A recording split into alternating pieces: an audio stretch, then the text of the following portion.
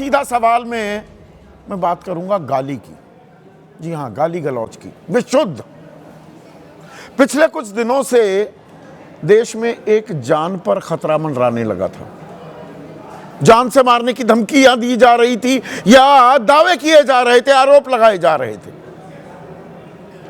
और किसकी जान को खतरा? देश के प्रधानमंत्री।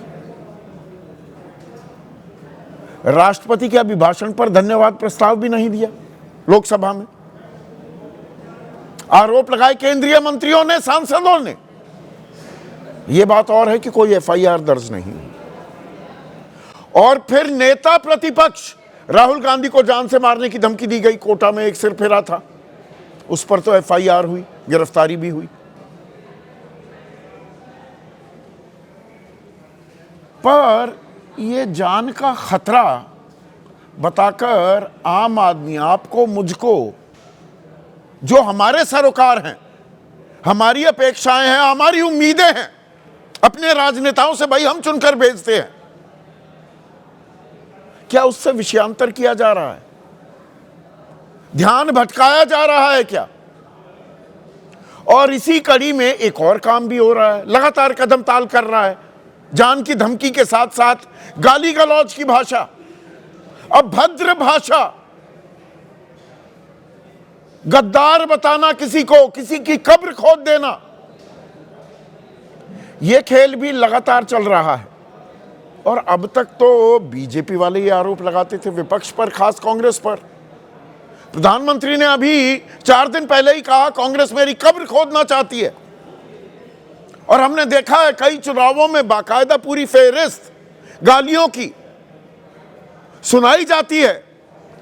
91 गालियां थी कर्नाटक में चुनाव हुए 2023 में, जो बढ़कर 109 से ज्यादा हो गई बिहार के पिछले साल जो चुनाव हुए। और प्रधानमंत्री को मां की गाली भी दी गई, यानी कि प्रधानमंत्री को भी, प्रधानमंत्री की मां को भी गाली दी गई। और यह खबर जमकर चली थी, सब जगह चर्चा हुई और चर्चा होनी चाहिए। अशोभनीय, निंदनीय भाषा की मजम्मत करनी ही चाहिए, निंदा करनी चाहिए। लेकिन अब इसमें एक और कड़ी जुड़ गई है। और पिछले 26 दिन इस महीने में जिन जिन गालियों का प्रयोग हुआ है, जिन शब्दों का प्रयोग हुआ है राहुल गांधी के लिए, वो नेता प्रतिपक्ष हैं, संवैधानिक पद है, अबोध बालक से लेकर विक्षिप्त, और अब बात तो गद्दारी तक आ गई है। देश के लिए खतरनाक और गद्दार है राहुल गांधी। आरोप सत्ताधारी दल लगा रहा है, वो गद्दार है, खतरनाक है, देश विरोधी है। अगर नेता प्रतिपक्ष, तो जेल में क्यों नहीं डाला जा रहा? लेकिन जेल में नहीं डाला जा रहा, पोस्टर वॉर जरूर शुरू हो गया है। और बीजेपी के दफ्तर के बाहर यह कोई सामान्य करता या कोई समर्थक नहीं, बाकायदा प्रवक्ता बीजेपी का। और तुलना हो रही है उमर खालिद से, जो जेल में है। देशद्रोह यूएपीए का मुकदमा चल रहा है। अब जो ये गाली गलौज हो रही है, इससे आपका, मेरा, देश का कोई फायदा है क्या? या यहां भी असल मुद्दों से भटकाओ, वो राजनीति चल रही है क्या? कांग्रेस यही आरोप भी लगा रही है कि हम तो नरवणे की किताब पर जवाब चाह रहे थे, चीन से क्या सौदा किया है ये हम जानना चाह रहे थे, एप्स्टीन फाइल पर हरदीप पुरी के खिलाफ क्या कार्रवाई होगी, और यूएस ट्रेड डील, अमेरिका के साथ व्यापारिक समझौता, अब तो वहां की सुप्रीम कोर्ट ने अवैध करार दे दिया, वो टैरिफ। तो ये 10% फिर 15% क्यों कर रहा है अमेरिका? हम क्या जवाब देंगे? इन जवाबों से ध्यान भटकाने के लिए गाली पर ताली बजाने का प्रोग्राम किया जा रहा है क्या? ऐसे में आपकी राय क्या है? आपके सवाल और आपके सुझाव, जो अब सीधा सवाल के अहम हिस्सा बन चुके हैं, उनका रहेगा इंतजार। अब आज कार्यक्रम की शुरुआत में करने वाला हूं कुछ संज्ञाओं के साथ जिससे नवाजा गया है देश के नेता प्रतिपक्ष लोकसभा में राहुल गांधी को। भारत के लिए सबसे खतरनाक, गद्दार, अराजक, असभ्य, भारत विरोधी मानसिकता, विरोधियों के साथ फटीचर, सनातन विरोधी, सामंतवादी, अबोध बालक, एंटी इंडिया फोर्सेस की कठपुतली, राष्ट्र विरोधी, झूठा, अर्बन नक्सल, नकली गांधी, मूर्ख, सनातन शत्रु, नकारात्मक, लुच्चा, मंदबुद्धि बालक, विक्षिप्त, बचकानी हरकत करने वाला, पाकिस्तान की भाषा बोलने वाला, पागल, किसान विरोधी, नकारात्मक राजनीति का पोस्टर बॉय, ओछी राजनीति करने वाला, राष्ट्र विरोधी ताकतों का प्रवक्ता, ब्रेन मैपिंग कराने की जरूरत लश्करे राहुल। और ये सब बीजेपी के नेताओं ने इन संज्ञाओं से राहुल गांधी को नवाजा है। अब राजनीति है, आरोप प्रत्यारोप होते रहते हैं, पर तेरी गाली मेरी गाली, और स्तर ही कुछ और होता जा रहा है। यह हमारा विमर्श है और इसमें एक और अध्याय जुड़ गया। यह पिछले 26 दिनों में जिन शब्दों का इस्तेमाल हुआ है, और अब एक पोस्टर भी लगा दिया गया दिल्ली बीजेपी के दफ्तर के बाहर, और इस पोस्टर में एक तरफ आप देखेंगे उमर खालिद, देशद्रोह का मुकदमा चल रहा है, दंगा भड़काने का आरोप 2020 में दिल्ली में जो दंगा हुआ, सुनियोजित साजिश थी, षड्यंत्र था, जिसका रचयिता उमर खालिद था। उस उमर खालिद से तुलना कर दी गई है राहुल गांधी की, और लिखा गया है एक अराजक तरीका, देश विरोधियों के अलग अलग चेहरे। पोस्टर जारी करने वाले बीजेपी के प्रवक्ता हैं आरपी सिंह। आरपी सिंह कह रहे हैं उमर खालिद और राहुल गांधी का डीएनए एक जैसा है, तो देशद्रोह करता है, दंगाई है, गद्दार है राहुल गांधी। और यह फरवरी में ही हो रहा है।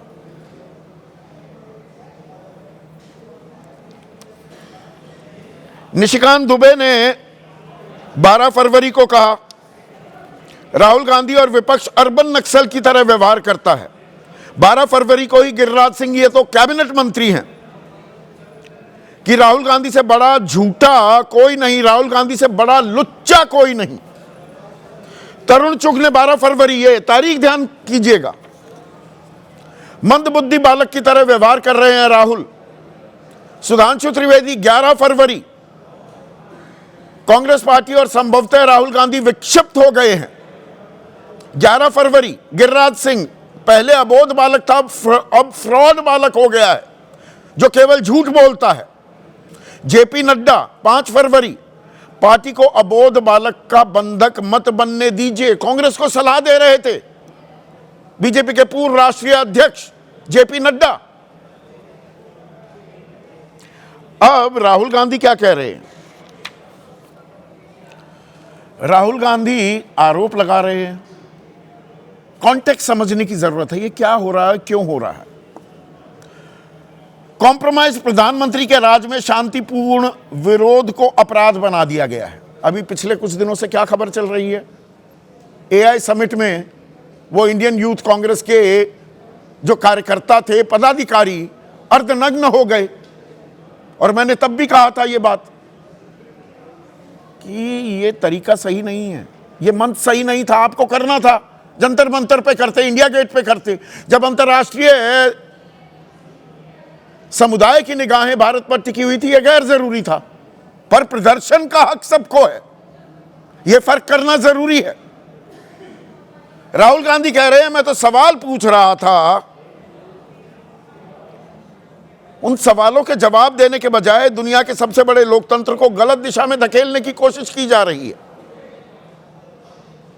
और जो ये घटनाक्रम है, ये कब, और ये जो शब्दावली है, इसका इस्तेमाल किस वक्त किया गया?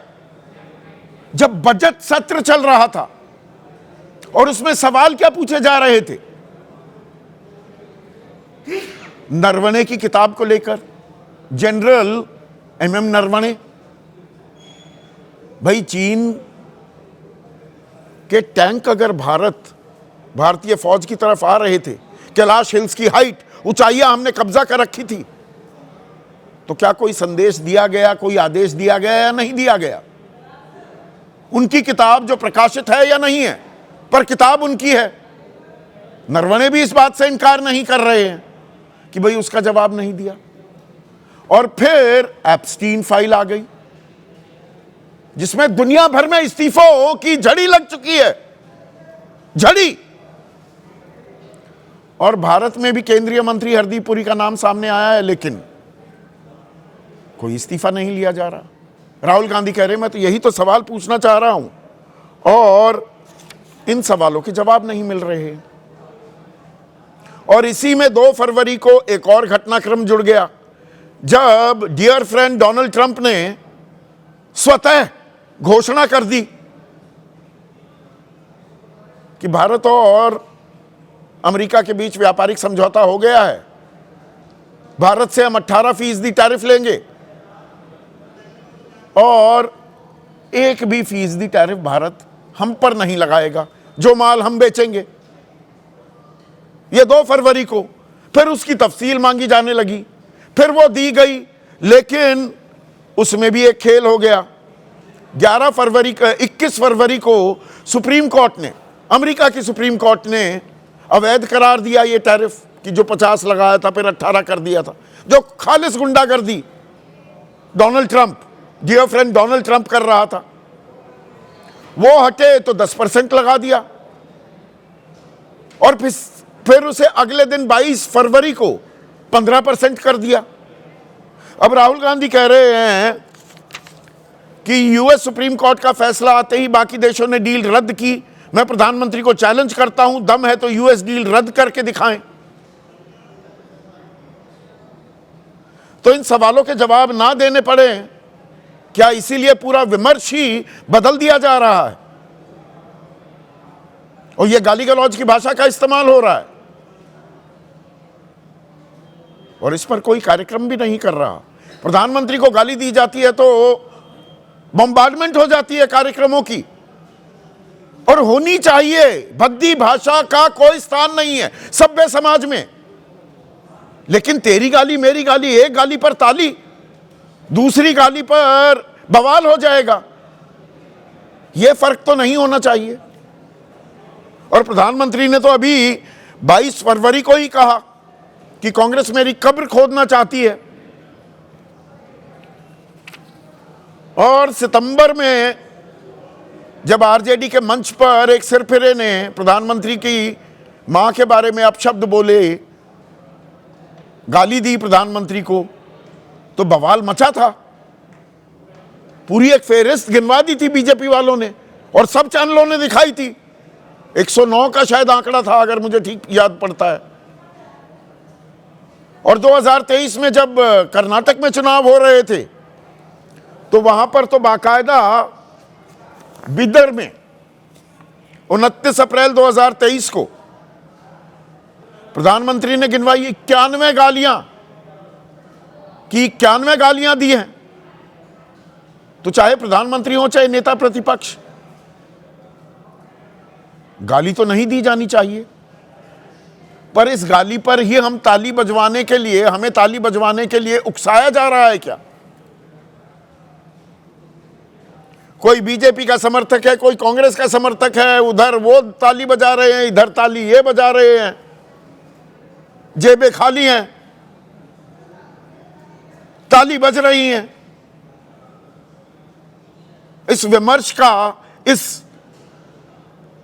तरीके का देश के कल्याण से, देश को विश्व गुरु बनाने में किसी योगदान से कोई लेना देना है क्या? इसी पर आज मैं चर्चा करने वाला हूं। ऐसे में आज का सीधा सवाल, तेरी गाली मेरी गाली, जमकर बजाओ ताली। मतलब हमें यह बनाकर छोड़ दिया कि तालियां बजाइए भाई। एक कहेगा ओ बहुत अच्छा, बहुत अच्छा, बहुत सही कहा, दूसरा किसी और को देगा तो ये अच्छा कहा, और असल मुद्दों से ध्यान भटकाओ, राहुल को गद्दार बताओ।